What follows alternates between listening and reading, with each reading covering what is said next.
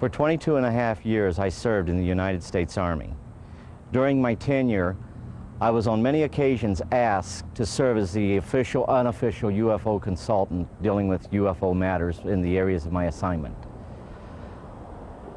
As a result of my involvement, I was able to ascertain that the United States government knew a whole lot more about UFOs than it was telling the American public. That there was an intelligence involved, that there was a highly evolved technology. I learned that to a degree, we were carrying on a dialogue with this intelligence. We were making every effort we could to acquire this technology and make it part of our own existing technology. We did this, I was told, in the interest of national security. We also had an officially sanctioned deception program. This was in total disregard as to the impact this would have on the individual witnesses and also on their families. This ultimately led to my disillusionment with the program and my involvement in it.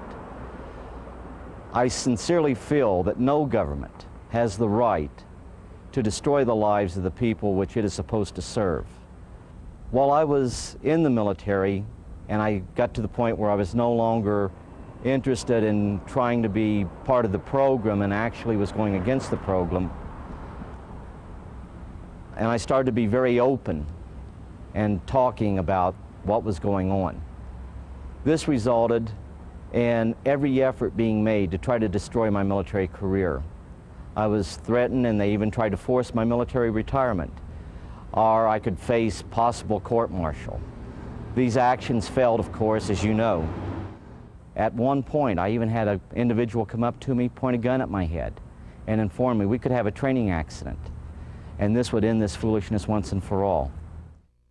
I firmly believe that those of us that served in a capacity of the U.S. government in some form or fashion, and who were exposed to the truth, we have a moral obligation to the UFO witnesses, the real victims of the UFO phenomena, to expose once and for all this policy and to reveal the truth, and that is, we are not alone in the universe.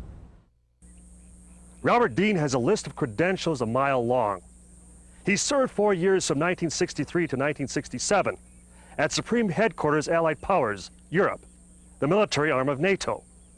He was an intelligence analyst with a cosmic top-secret clearance. Well, Don, it began for me in 1963 when I was assigned to the Supreme Headquarters Allied Powers in Europe. I arrived in the summer of '63 and I was assigned to the Operations Division. I was further assigned to what we call SHOC, the War Room, the Supreme Headquarters Operations Center. And at that time, I was given a cosmic top-secret clearance, which was and still is the highest level of security access that NATO has. When I was assigned to the War Room, I learned that a study had been initiated in 1961, and everybody was talking about it. They were gossiping about it. And the subject was UFOs, and that intrigued me a bit. When that study was concluded in 1964 and it was published, and I was still working in the War Room at that time, I had access to this document. I had a chance to read it. And having been exposed to it, I must tell you honestly that my life has never ever quite been the same. Because I read first-hand reports, verifiable NATO military material that indicated that the UFOs were not only real, that they represented something far beyond anything I had ever imagined before. When the study was concluded in '64, they concluded that there were 4 different groups apparently coming and visiting us. Out of those 4 different groups, one group looked exactly like we do, so much so that they could sit beside you in a restaurant or in an airplane or in a theater, and you'd never know. And that particular point bothered the military guys a lot.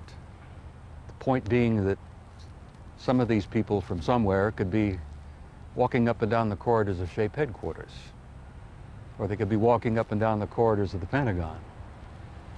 One day at lunch, a lieutenant colonel made the remark, he says, "Jesus, do you realize they could even be in the White House?" And there was a little forced laughter at that point, I remember, because a lot of us over the years have had some misgivings about the occupants of the White House. But the point I'm making is that the idea that aliens could be here in our midst bothered the military, because if you're not paranoid when you go into the service, you're certainly trained very quickly to be so.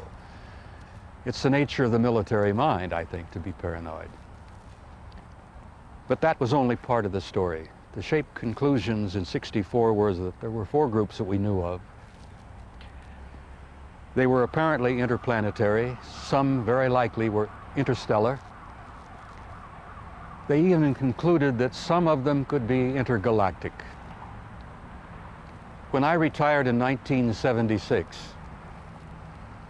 many of our military people knew at that point that we were not simply dealing with visitations from people from other planets or star systems. They had concluded by '76 that some of these visitors very well might be multidimensional in their source. The evidence that we had collected and the evidence that they had repeatedly demonstrated to us, and that's no accident. It became very clear after a time that there was a program or a process of some kind underway, that they had demonstrated over and over and over again that they apparently were able to manipulate matter and time. Now, this really shook up our scientists. There are a lot of new young scientists in particle physics today who talk about multiple dimensions. There's a brilliant young professor in New York by the name of Michio Kaku, who has written a brilliant book called Hyperspace, where they talk about 10 separate dimensions. I'm not enough of a physicist to try to explain to you what a dimension is, but the idea that there could be intelligences from somewhere else, from other dimensions, coming and going into our reality. It's been quite a shakeup in traditional science. I guess I speak out openly and bluntly about this because I feel so strongly about it. I violate my security oath every time I speak about it. I do it intentionally, and I do it on purpose, because I feel so strongly that the American people not only have a right to know the truth, but they have a need to know the truth. The truth, Don, apparently is simply this, that we're not alone, we've never been alone. We are apparently part of an infinite universe filled with intelligent life. I find that exciting. It doesn't frighten me. The SHAPE study concluded in '64 that if they, whoever they were malevolent or hostile,